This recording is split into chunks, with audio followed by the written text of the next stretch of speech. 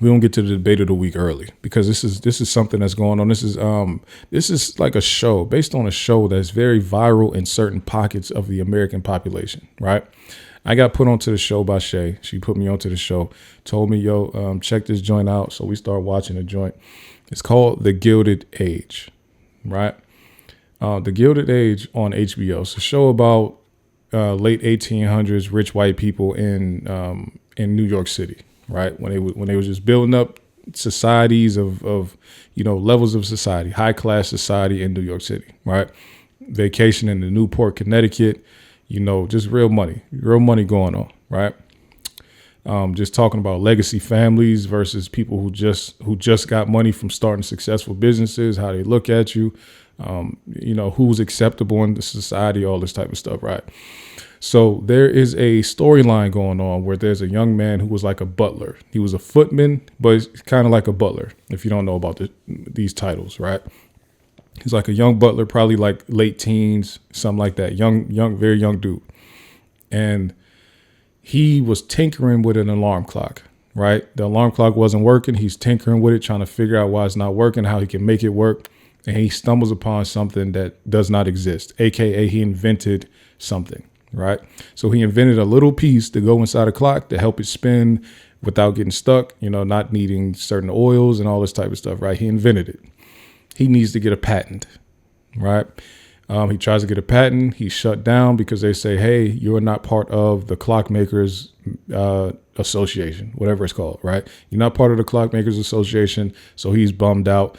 One of his mentors, the main butler, has a connection that can help him become a member of the Clockmakers Society, right? So he gets in there, and now the Patent and Trademark Office, they're like, okay, cool. It's going to be about $40 to get you a patent. Now, $40 in the 1800s for a butler, that's a whole lot of money. He didn't have that money. So everybody in the family pitched in. All the other house workers, they pitched in. And even the people who he worked for in the home, they pitched in also. Got the money together, put the patent application in. He was granted the patent, right? Now remember, this is around like 1890. A patent for a new device or a new component that goes into a watch or clock to help it spin perpetually. Bear with me, I'm getting there. Right. So he invents this thing. Now it's time to figure out, how can I make money from this invention?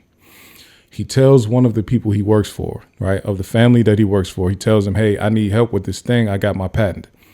The lady says, hey, I have somebody that can help you out. He's the man that I can get to help you out is the son of a very, very, very wealthy man. The son's name is Larry, right? The man who invented the young man who invented the new component for the clock, his name is Jack. So Jack and Larry, they partner up, and now it's Larry's turn to help Jack sell this component to a watch business or a clock company. Takes him to a bunch of meetings. He gets turned down a lot. Nobody's interested in it. Then they finally get a meeting where a company who was kind of interested in it, but they still they're not really rocking with it. So Jack says, hey, I'll leave my clock here with you. You can test it overnight, test it over the next couple of days. And just, hey, if it doesn't work for you, that's fine. Just give it back, please. That's my only version of it. They say, all right, whatever. We'll test it out. We'll check it out. Right. They leave. About a week passes.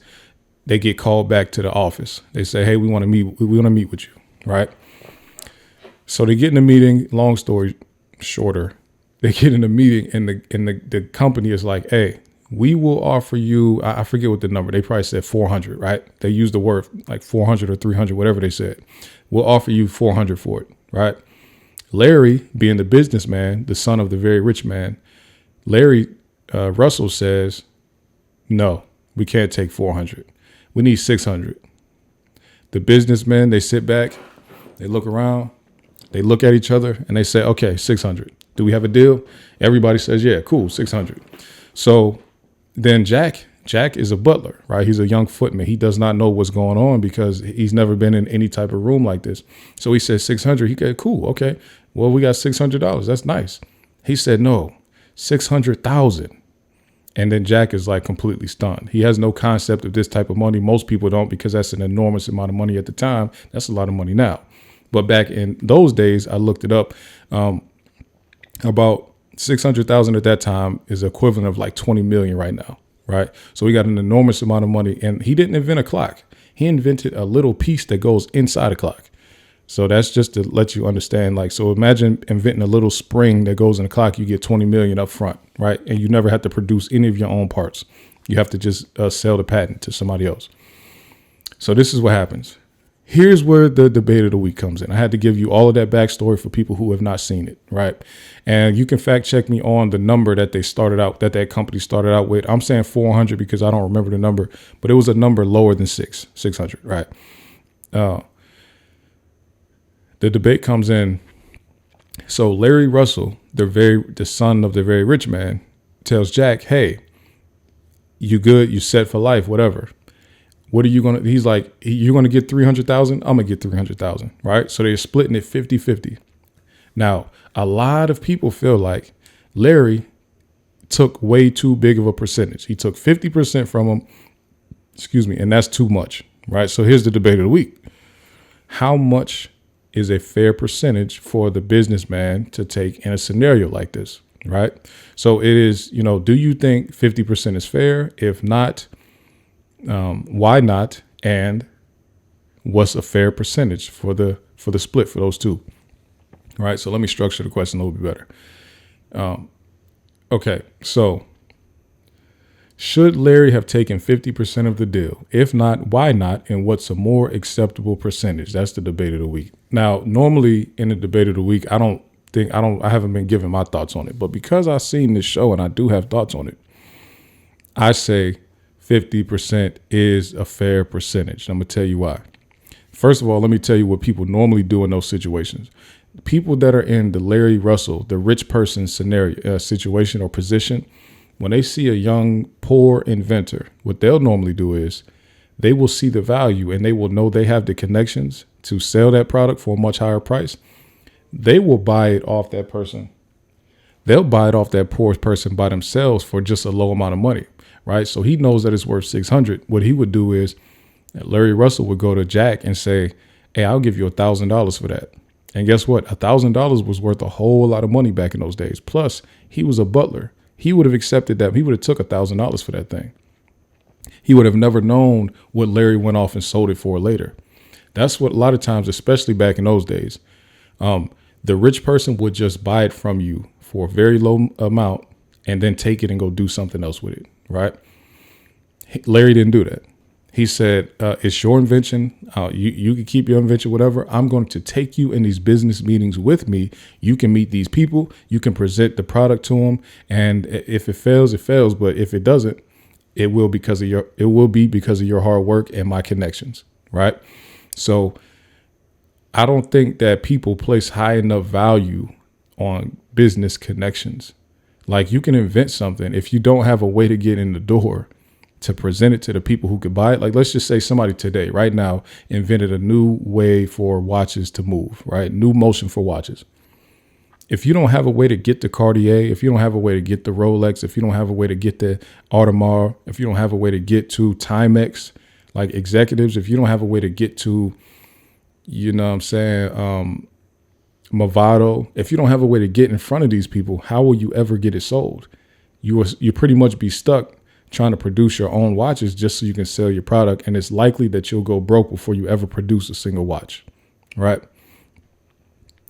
So whoever that person is that's able to walk you into Rolex to get that thing sold for $10 million or $20 million or whatever like that, they deserve they deserve equity, large piece of equity too.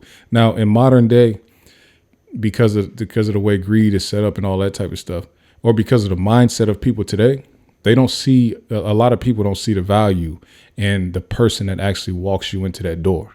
Right. Back in those days, and in the show, Jack was extremely happy to do that 50% split. He didn't care.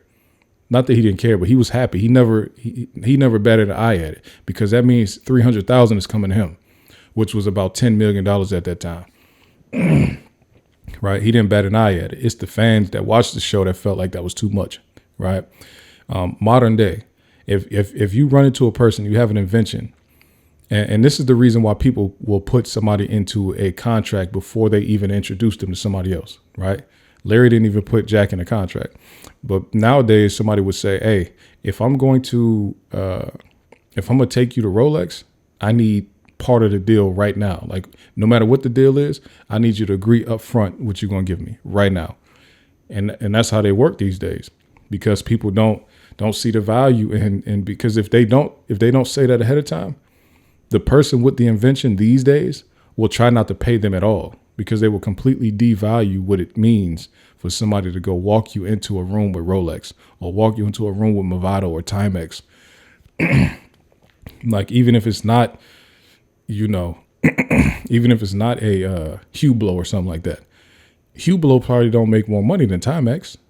I'm just guessing. They don't sell enough watches to make more money than Timex, right? So it's not about the prestigious company. It's about who can walk you into a room with executives that can give you that type of money. So that's the debate of the week. Y'all let me know what y'all think about that. We are rolling along. It took me 40 minutes to get through 2 topics. It's crazy. 40 minutes to get through 2 topics, and we got more. We got 2 more.